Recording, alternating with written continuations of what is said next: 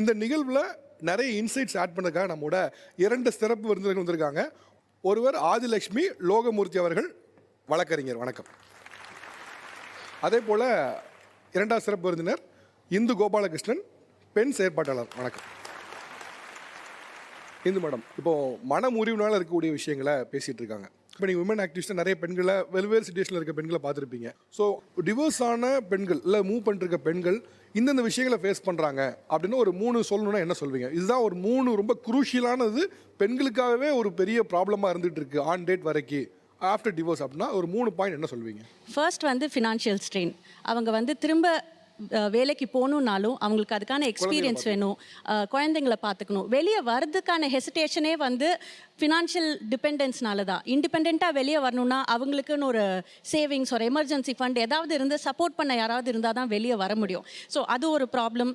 இன்னொன்று வந்து சொசைட்டியில் ஜென்ரலாக ப்ராப்ளம் பெயின்கிறது 2 சைடும் இருந்தாலுமே ஒரு பெண் வெளியே வந்துட்டாங்க அப்படின்னா வந்து இவங்க வந்து அவங்க ஹஸ்பண்டை என்ன கொடுமைப்படுத்திருப்பாங்களோ, இவங்க என்ன மாதிரி பொண்ணாக இருந்திருப்பாங்களோ, அந்த மாதிரி ஜட்ஜ்மெண்ட்ஸ் நிறையா உண்டு.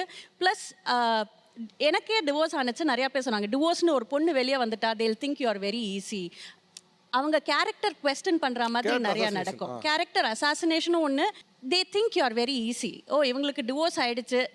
நான் பர்சனலாக என் காது பட நிறையா கேட்டிருக்கேன். ஸோ உங்களோட ஹோல் லைஃப் நீங்கள் எப்படிப்பட்ட ஆளுங்கிறது அந்த ஒரு லைஃப் சேஞ்சிங் இன்சிடென்ட்னால அதை பேஸ் பண்ணி நிறையா சேஞ்சஸ் நடக்கும். ஜட்ஜ் பண்ணிடுவாங்க. Judgement is okay. So character assassination and financial instability, ஒரு இன்செக்யூரிட்டி ஒரு பெரிய ப்ராப்ளமாக இருக்குங்க. ஓகே ஆதிலட்சுமி மேடம், இப்படி மனமுறிவு அப்படின்னு வரும்பொழுது இந்த பாதிப்போட தாக்கம் அப்படிங்கிறது வந்து ஆண்களுக்கு அதிகமாக இருக்குதா இல்லை பெண்களுக்கு தான் இருக்குதா? சொசைட்டி ரீதியாகவும் சரி, சொசைட்டி ரீதியாக பார்க்கும்போது ஆண்களுக்கு ஒரு பெண்களுக்கு வந்து ஒரு பெரிய பாதிப்பாக இருக்கா? அங்கே இருக்கக்கூடிய ஒருத்தரும் நான் பேசுகிறத நான் கொஞ்சம் பேர் கேட்டேன். ஒருத்தரும் பாதிக்கப்பட்டவர்கள் தான், அவங்க உணர்வால் காயப்பட்டவர்கள் தான். அதனால தான் நீதிமன்றத்துக்கு போய் அவங்களுக்கான தீர்வை வாங்கியிருக்காங்க. ஆனால் இந்த சைட் நீங்கள் பார்த்தீங்கன்னா ஆண்களுக்கும் அதே உணர்வு இருக்குது, அதே காயங்கள் இருக்குது, அதே அவங்க சிரமங்களை சந்திக்கிறாங்க.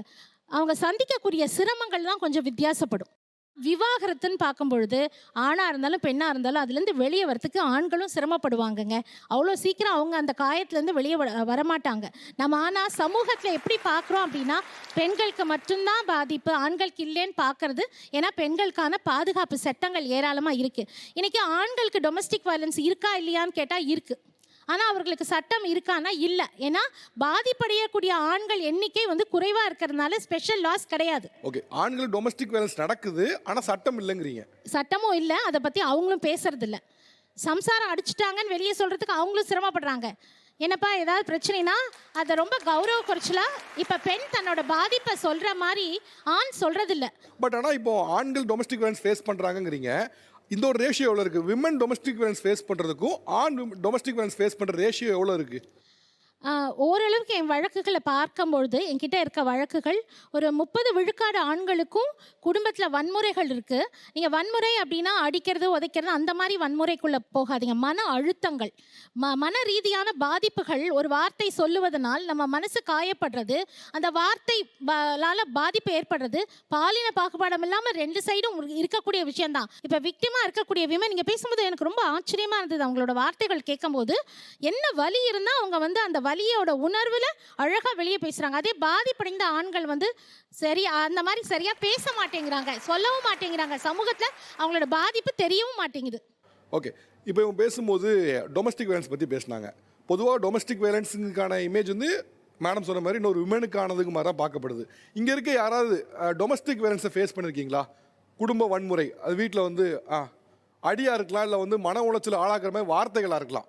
சார் இப்போ இல்லை சார், 21 வருஷம் முன்னாடி பிரிஞ்சிட்டேன்ல சார். அதுக்கு முன்னாடி பல தடவை என்ன அடிச்சிட்டாங்க சார் ஃபிசிக்கலாக. ஆமாம், மாமனார் அவங்களோட சொந்த பந்தம் அப்புறம் குடும்பத்தை ஏற்றி விட்டு அடிக்கிறது அந்த மாதிரிலாம். உங்கள் ஒய்ஃபும் அடிப்பாங்க, உங்கள் குடும்பத்தையும்? ஒய்ஃப் அடிக்க மாட்டாங்க, ஒய்ஃபோட ஃபேமிலியை ஏவி விட்டு. ஆமாம்,